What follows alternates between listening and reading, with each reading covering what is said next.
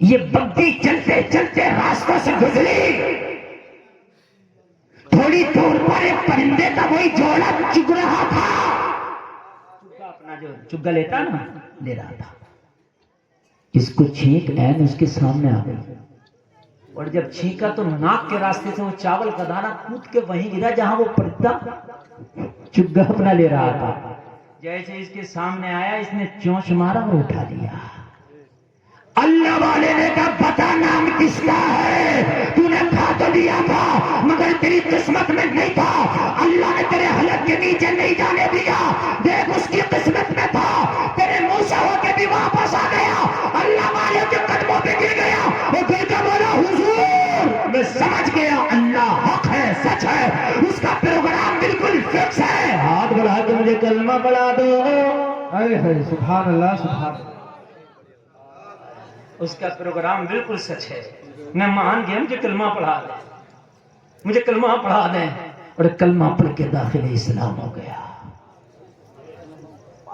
جلسے میں آنے والوں مجھے بتاؤ کتنے لوگ ہیں یہ سوچتے ہیں کہ یار جب قسمت کا مل کے ہی رہے گا تو کیوں نہ جائز طریقے سے کمائیں، کیوں نہ حلال طریقے سے کمائیں، کیوں نہ اللہ نے اگر ہماری روزی میں اللہ نے اگر ہمیں مالک نصاب کیا ہے تو اگر زکوٰۃ ہمارے پر ہے تو کیوں نہ ہم زکوٰۃ نکالیں۔ کتنے لوگ ہیں لیکن ایسے ہی کھاتے ہیں، زکوٰۃ نہیں نکالی تو مال بڑھے گا نہیں۔ آپ کی یہ سوچ ہے کہ اگر میں زکوٰۃ نہیں نکالوں گا تو میرا مال بڑھ جائے گا، جلسے میں آنے والے سوچ کو نکالنا پڑے گا، تیرا مال بڑھے گا نہیں بلکہ تیرا مال گھٹتا رہے گا، تیرے گھر کی برکتیں نکل جائیں گی، تیرے گھر کا سکون و قرار ختم ہو جائے گا، تیری زندگی کا قرار ختم ہو جائے گا۔ جلسے میں آنے والے اگر اللہ نے آپ کو مالک کے نصاب کیا ہے تو حساب لگا کے زکوٰۃ نکالو۔ گھر کا جو مالک مین مکھیا ہے اس کو چاہیے کہ سال میں ایک بار بالکل قلم لے کے بیٹھ جائے اور ایک ایک سکے کا زکوٰۃ نکالے، اس لیے کہ مرنے کے بعد اس کا حساب تجھ سے ہوگا، بڑا سخت بیٹھے گا۔ اور تو کیا سوچتا ہے کہ زکوٰۃ دے دوں گا تو میرا مال بچ جائے گا؟ نہیں، بلکہ تیرا مال بچ جائے گا، بلکہ تو ڈاکٹروں کے پاس جانے سے بچے گا، بلکہ تیرا مال کورٹ کچہری میں جانے سے بچے گا، بلکہ تیرا مال سن لے دوسری غلط جگہوں سے جانے سے بچے گا۔ اگر اللہ نے تیرے پاس زکوٰۃ واجب کیا ہے زکوٰۃ نکال، اپنے مال کو پاک کر۔ بے شک بے شک۔ لیکن کتنے لوگ ہیں، بہت کم لوگ ہیں جو حساب لگا کے زکوٰۃ کو نکالتے ہیں، سوچتے نکال دیا تو کم ہو جائے گا۔ لوگوں تمہاری سوچ غلط ہے۔ جلسے میں آنے والوں ایک کان کھول کر کے سنو، آپ دنیا کا کوئی بھی کام کر لو مگر اس میں ایسی گارنٹی نہیں ہے۔ اگر آپ تعلیم کے لیے اپنے بچے کو کہیں کالج میں لے کے جاؤ تو کالج والوں سے بات کرو، میں اپنے بچوں کا ایڈمیشن کرانا چاہتا ہوں، تو کالج والا کہے گا پہلے اس کی فیس جمع کرنا پڑے گی، بعد میں اس کا ایڈمیشن ہوگا۔ اگر آپ یہ کہو مجھے دوائی چاہیے تو ڈاکٹر کہے گا پیسے پہلے چاہیے اس کے بعد میں تجھے دوائی ملے گی۔ اگر آپ کہو گے مجھے سفر کرنا ہے تو ٹکٹ والا کہے گا پیسہ پہلے ٹکٹ بعد میں ملے گا۔ اگر آپ کہیں آپ کو کھیتی کا کام کرنا ہے، آپ بیج لینے کے لیے جاؤ تو بیج لینے والا کہے گا بیج بعد میں اس کا پیسہ پہلے۔ آپ کہو گے میں بیج کا پیسہ تو دے رہا ہوں، کیا کھیتی کی گارنٹی ہے؟ تو کہے گا نہیں۔ آپ کہو گے کہ میں پیسہ تو پہلے دے رہا ہوں، میرے بچے کی تعلیم کی گارنٹی ہے؟ اسکول والا کہے گا نہیں۔ آپ کہو گے ڈاکٹر سے میں پیسہ پہلے دے رہا ہوں لیکن کیا شفا کی گارنٹی ہے؟ ڈاکٹر کہے گا نہیں۔ مگر زکوٰۃ کا نظام اللہ نے ایسا بنایا کہ اللہ پہلے تمہیں مال عطا فرما رہا ہے اور ایک سال اس مال کو خوب اچھے سے استعمال کرو، ایک سال کے بعد اللہ آپ سے کہہ رہا ہے کہ اب زکوٰۃ دو۔ ایک سال کے بعد بتاؤ ایسا نظام ہے کہیں؟ مجھے بتایا ہر چیز میں پیسہ پہلے لیکن زکوٰۃ میں مال پہلے پیسہ بعد میں۔ تو نکالو کر اللہ نے مالک کے نصاب کیا۔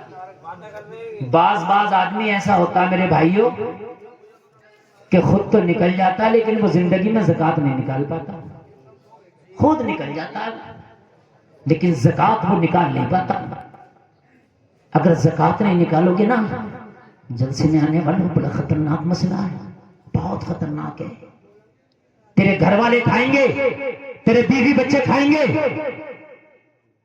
سب عیش کریں گے، لیکن زکوٰۃ تو نے نہیں دی تو حساب تجھ سے ہوگا، بڑا خطرناک ہوگا۔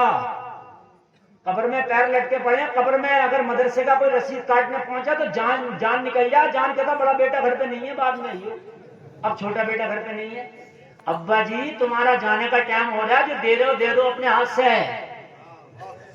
بڑا بیٹا چھوٹے بیٹے کے چکر میں رہ جاؤ گے، تم نکل جاؤ گے، سب بیٹے مل کے تمہیں قبرستان میں ڈالیا۔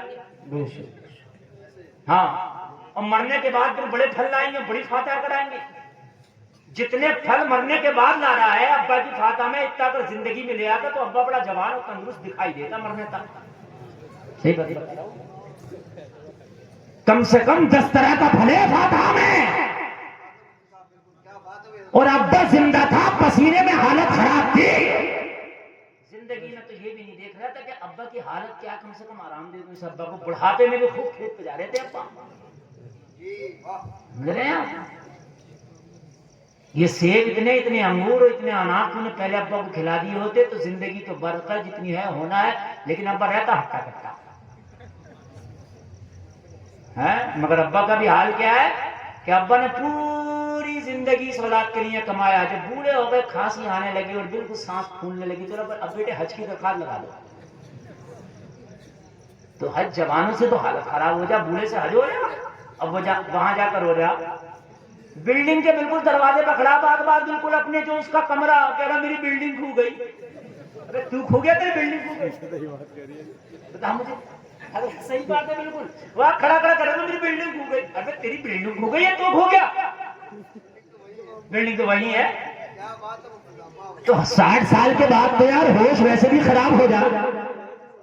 گورنمنٹ ریٹائر کر دیتی ہے بھائی، 60 سال ہو گئے، تمہیں ریٹائر کرو، گھر بیٹھے بیٹھے کھاتے پیتے رہو، دے رہے خرچے لا، اور یہاں جا رہا حج کرنا۔ اور جوانی میں کیا کر رہا تھا تو کہ اس بیٹے کے لیے وہاں مکان بنایا، اس کے لیے وہاں بنایا، اس کے لیے وہاں بنایا، اس کے لیے کہ ان بیٹوں نے کیا کیا؟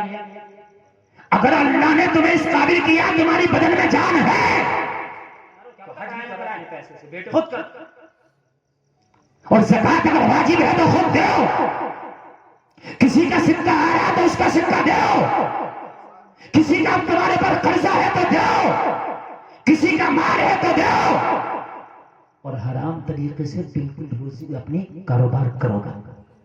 کوئی نہیں کسی کا، نہ کوئی نہیں۔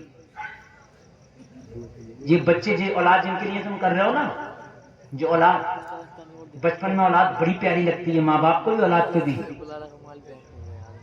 بیٹے کہتے ہیں اماں میری ہے بچپن میں، دوسرا کہتا نہیں میرے ہیں ابو، لڑتے ہیں، میں سوؤں گا امی کے پاس، میں سوؤں گا ابو کے پاس۔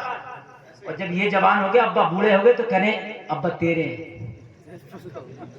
حقیقت بات بتا رہا ہوں میں، ابا تیرے ہیں، تو رکھے گا اتنے دن تو رکھے گا، اتنے دن تو رکھے گا۔ ہائے پڑھتے لگ گئے باپ کے، ہائے پڑھتے لگ گئے ماں کے، اور جلسے میں آنے والا وہاں ہو، میرا کان کھول کے سنو، اللہ نے تمہیں پاور دی ہے تو اپنے رہتے رہتے اپنی زندگی میں صحیح کام کر جاؤ۔ اپنی زندگی میں کیا کر جاؤ؟ صحیح۔ کسی کا اگر حرام آئے، میری ماں بہنوں کان کھول کے سنو، اگر تمہارا بیٹا، تمہارا شوہر حرام طریقے سے کماتا اور گھر میں لاتا تو اپنے شوہر سے کہہ دو اور میرے شوہر ہم گوشت نہیں دال کھا لیں گے، مگر ہمارے بچوں کو خبردار جو حرام کے لقمے لے کر کے آیا، حلال حلال ہونا چاہیے، حلال کے لقمے ہونا چاہیے، حرام نہیں۔ جس دن تیری روزی پاک ہو گئی، تیری نسل خدا کی قسم کبھی تیری باغی نہیں ہو سکتی، تیری مطیع فرما بردار ہوگی، یہ نسل تیری باقی نہیں ہو سکتی، لیکن روزی تیری حلال ہو، اور حلال روزی میں اللہ برکت بھی فرماتا ہے، اور حلال روزی میں اگر اللہ چاہے تو اتنی برکت کر دے، اتنی برکت کر دے کہ اللہ تجھے حلال طریقے سے کمانے پر کروڑ پتی بھی بنا سکتا ہے، بنا سکتا اللہ۔ مغلیہ سلطنت کا ایک بادشاہ گزرا ہے جس کا نام ہے اورنگزیب، بہت بڑا بادشاہ، معلوم ہے ان کی دور حکومت میں سچائی کا یہ عالم تھا، یہ عالم تھا، یہ عالم تھا، لوگوں کان کھول کر کے سنا، خود بادشاہ کا یہ حال تھا کہ ٹوپیاں بنا بنا کے اپنے گھر کے خرچے چلاتا، قرآن شریف کی کتابت کرتا، اور ان نسخوں کو ہدیے کے ذریعے لوگوں اپنے گھر کا خرچہ چلاتا۔ اورنگزیب کے گھر میں کبھی سرکہ اور کبھی مسور کی دال کا پانی، یہ ایک طریقے کا سالن ہوتا، دونوں سالن کبھی نہیں ہوتا۔ جلسے میں آنے والے اتنا بڑا بادشاہ، لیکن حال یہ تھا کہ خالی ٹوپی بنا بنا کے اپنے گھر کا خرچہ چلاتا۔ میں یہ نہیں کہتا کہ پیسہ کمانا بری بات ہے، مگر یہ ضرور کہتا ہوں کہ پیسہ کماؤ مگر حلال طریقے سے کماؤ۔ ارے یار ایک بات بتاؤ، ایک مچھلی سمندر میں ایسی ہے کہ اس کا ایک وقت کا کھانا ہاتھی کے برابر ہے، اس کا کوئی کاروبار نہیں، کوئی بزنس نہیں، مگر اللہ اسے بھوکا نہیں سونے دیتا، اللہ اسے بھی کھلاتا. تو مجھے بتا کہ تیری 2 روٹی اللہ تجھے نہیں کھلائے گا؟ اللہ تیری قسمت کا بھی تجھے کھلاتا رہے گا. یاد رہے گا اللہ. اچھا ایک بات اور بتاؤں میں آپ کو، 18,000 مخلوقات اللہ کی، ایک انسان ہے اس کا کاروبار ہے، باقی کسی کا کاروبار ہی نہیں ہے. سب کے پیٹ بھر رہے ہیں، اس انسان کے پیٹ نہیں بھر رہے. بات حقیقت ہے کہ نہیں؟ پیٹ سب کے بھر رہے ہیں. ہاتھی کا بھی پیٹ بھر رہا، پرندوں کا بھی پیٹ بھر رہا، چرندوں کا بھی پیٹ بھر رہا، مچھلیوں کا بھی پیٹ بھر رہا، سب کا پیٹ. اور اللہ ایسا بناتا ہے